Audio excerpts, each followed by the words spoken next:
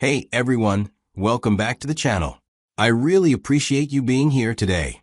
I've got a brand new story for you, so let's begin. My name is William. Just 1 week after my divorce was finalized, my ex-wife went and got married again. Yup, you heard that right. She went on and on about how she finally found her perfect husband. You would have thought she hit the jackpot with how much she bragged about this guy. But when I finally saw this perfect husband she had traded me in for, I couldn't stop laughing. But before you start thinking I'm just being petty or mean, let's take it back to where it all began. Because for you to really get why this is so funny to me now, you need to hear the full story. So let's start from the beginning. I first met my ex-wife when I was just visiting my aunt one weekend. My aunt always liked it when I stopped by, so I made the trip. When I got there, Evelyn happened to be there too. Apparently, she knew my aunt through their church group.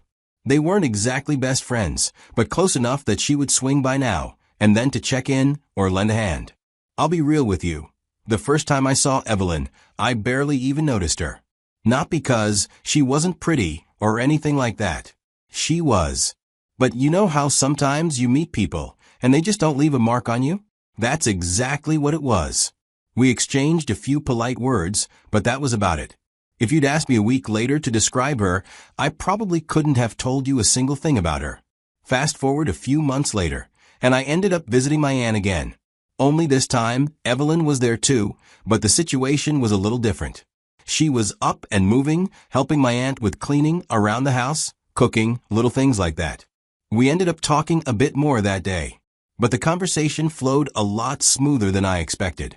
I didn't even realize how much time had passed until she said she had to head out. As she was getting ready to leave, my aunt, being her usual nosy but well-meaning self, nudged me a little and whispered, "You better not let that one get away." I laughed it off at the time, thinking she was just being playful. But before Evelyn left, she casually pulled out her phone and said, "Hey, let's stay in touch." I gave her my number, she gave me hers. After she left, my aunt teased me even more. She made some joke about how I was hooked already, which made me laugh. I didn't think much of it back then, but looking back now I realize that was the beginning. I just didn't know it yet. We started talking, and we would text throughout the day. Sometimes we'd talk on the phone for hours at night. She always seemed interested in whatever nonsense I was rambling about. One thing I made sure of early on was that she was actually single. My aunt, who knew her through church, had already confirmed it without me even asking. That gave me the green light to relax and just see where things would go. After a few weeks of talking, I finally worked up the nerve to ask Evelyn out. She smiled and said yes. We set up our first date for the following weekend, and from there, everything just started to fall into place. The dating phase between us was easy. We dated for a few years before we even talked seriously about marriage. I figured people who rush into marriage often crash and burn because they never took the time to really know each other. Eventually, after years of dating, we decided it was time. We got married with the belief that we had done everything right. But sometimes, life doesn't work the way you think it will. I see it clearly now. We took the slow path, believing it would guarantee our married life. But it didn't. After our wedding, I settled into a new job that paid better than anything I'd ever had before.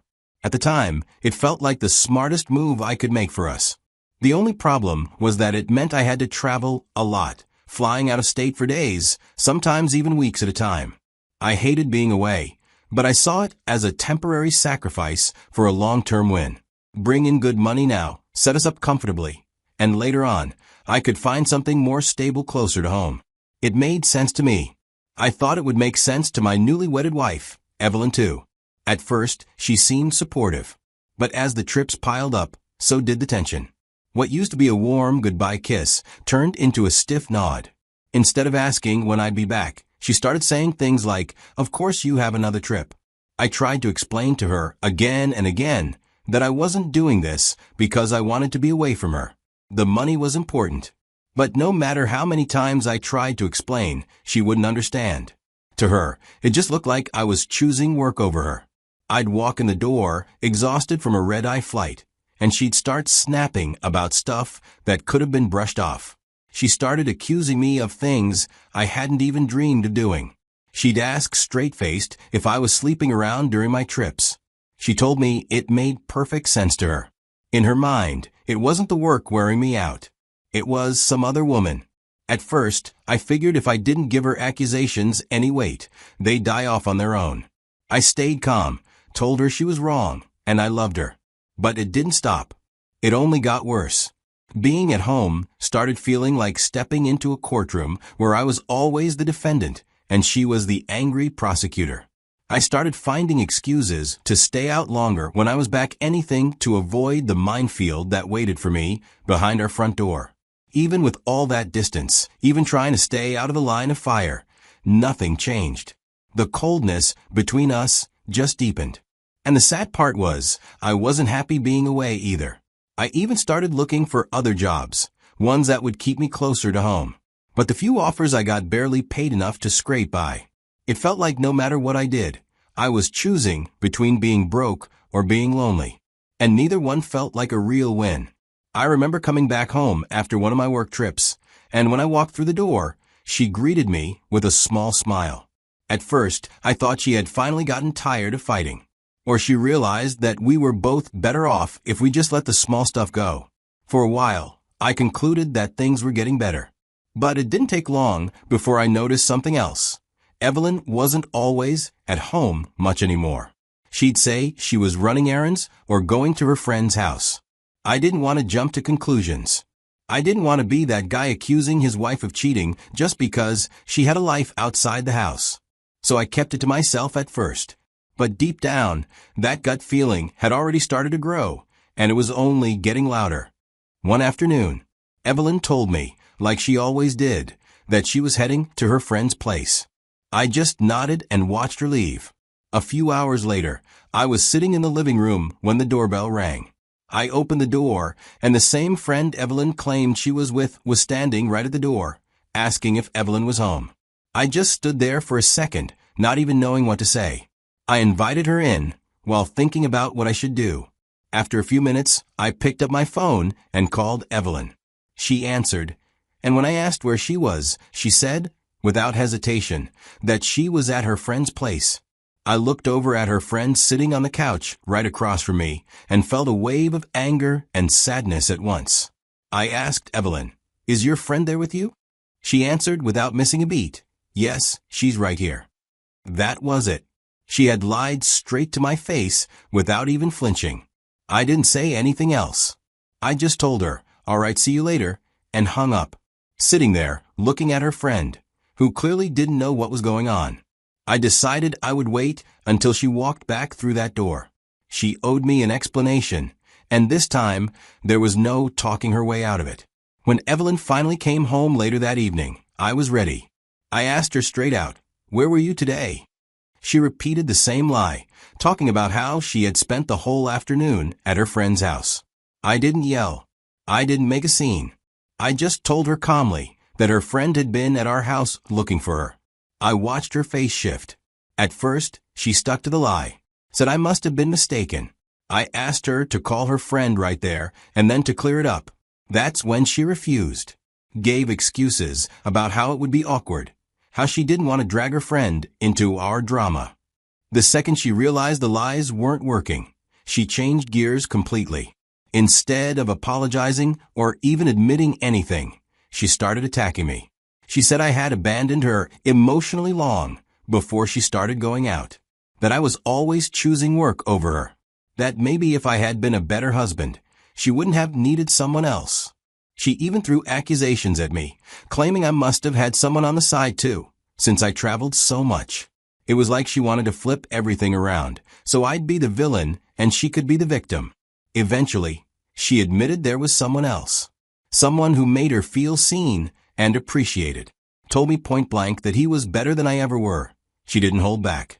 She went on and on about how wonderful he was, how attentive, how supportive, how different from me. The moment Evelyn finally came clean about seeing someone else, I didn't try to change her mind, and I sure didn't beg. I called a lawyer the next morning and filed for divorce. It was one of the hardest decisions I've ever made, but at the same time, it was the easiest. When someone shows you they don't value you anymore, you don't stand there asking for more punishment. You leave. I didn't want to live another day pretending we still had something to save. Now, for anyone who hasn't been through it, let me tell you, divorce is not quick.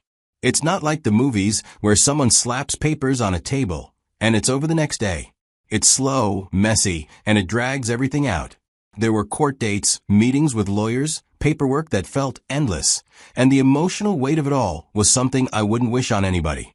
Every small decision, who keeps what, who pays for what, turns into a battle. And you have to stay calm through it all, because the system isn't about who hurts the most. It's about what's fair on paper.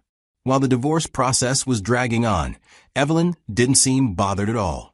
She packed up her things, moved right in with her so-called Prince Charming. Our few conversations after she moved out were rough.